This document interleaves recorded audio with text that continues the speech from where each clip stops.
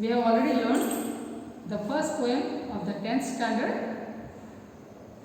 Today we are going to learn the second poem, that is Fire and Ice. The poet is same Robert Lee Frost.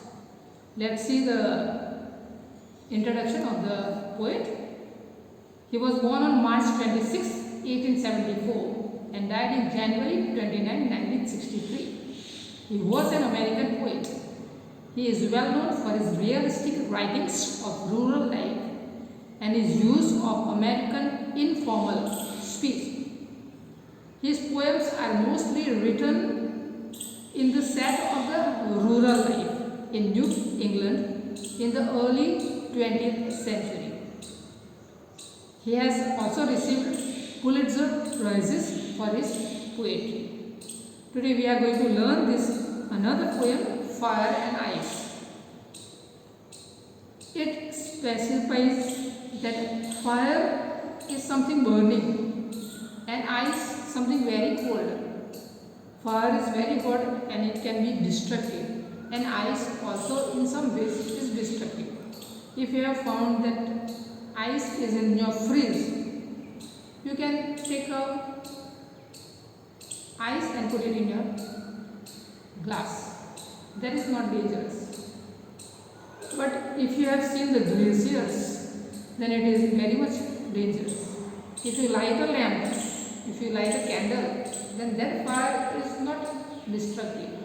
But if there is a burning of the house or burning of the factories, then that fire is surely going to be very dangerous. So today, the speaker brings us into the middle of an argument between people who are thinking that the world will end maybe by fire, or some people say that the world will end by freezing it. Now it is very ironic. Ironic means it has been symbolized with fire and ice. Now what is the fire and ice stands for? Now fire is, it represents human desires. Which are the human desires? That is greed, lust. Lust is having a strong desire of getting love from somebody in a wrong way. Conflicts, fights, intolerance. There is unwillingness to accept some of the beliefs and behaviors. On the contrary, ice is, it represents human emotions like cruelty, hatred, rigidity, insensitivity, coldness or indifference. Now if you have seen the fire which you can already blow off, or ice which you can avoid it, but this type of fire and ice you cannot avoid in your life. So what the poet is exactly wants to tell us, the poet could be talking about the literal end of the world, but he is also talking about the power that human beings have to harm or destroy one another. In the first stanza it says, some say the world will end in fire, some say in ice. From what I have tested of desire, I hold with those who favor fire. Now it's an argument between people who think the world will come to a fiery, that means burning very brightly and strongly. It is going to be end. And people who think the world will freeze, it is going to become solid. It's a belief of people about how the world would end. Some people think that the world would be burned by the desires of men, which I have already told you. The uncontrolled and unending desire have made men needy, and this has led to jealousy, and it would bring the world to an end. Sometimes it is very dangerous to feel jealous about one another. If you think that you are jealous of another person, remember, don't try to put the other person down. Try to raise your standard little more higher than that person. You think that I don't know this, that person knows so well, how can it be? So don't tell them to put themselves down. You think I don't know it, let me learn it. And that way You will not have jealousy, and also you will learn something new. In the second stanza, the poet Robert Frost says, "But if it had to perish twice," perish means it is going to destroy or die, "I think I know enough of hate to say that for destruction, ice is also great." Now we are saying, if something is going to get over, it is going to be destroyed, then little hate also is enough for it. Here the poet has also experienced the other extreme. The one extreme was having the desires, and second extreme is if the earth were to end twice, then the poet feels that the second time the earth would be destroyed due to ice. Now what is ice?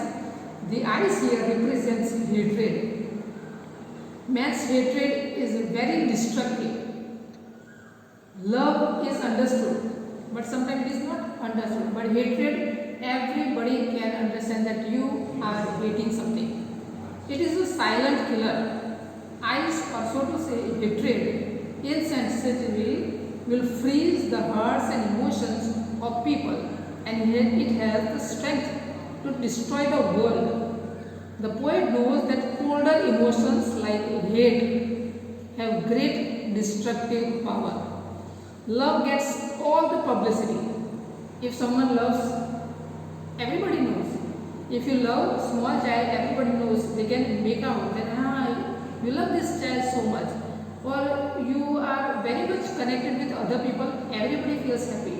But if you are angry with someone, if you are hating someone, if you are jealous of somebody, if you are having some ill feelings about another, every person realizes that something is wrong with you, and this destroys not only other people's behavior, it first destroys yourself. So remember this, it is a silent killer. You cannot get the peace of mind. So if you only are not peaceful, how can you spread peace into the world? Here the poet wants to say that the world may end in fire or ice, which are contradictory to each other, but both ice and fire are similar in the sense that both of them have power to destroy everything in the world.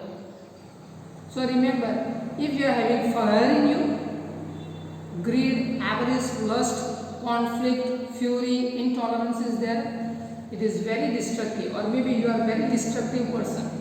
Or if you are having ice in you, cruelty, rigidity, insensitivity, coldness, indifference and hatred, then again you are destructive. Instead of have balance in your life, learn that you are not here in this world to bring disaster. You are there as a messenger of God to bring beauty into this world. So have good mutual relationship with people, and also learn to live happy. Be happy and make others happy. I hope you will learn this lesson, this poem nicely. Study well, do well, stay home, be safe. God bless you all.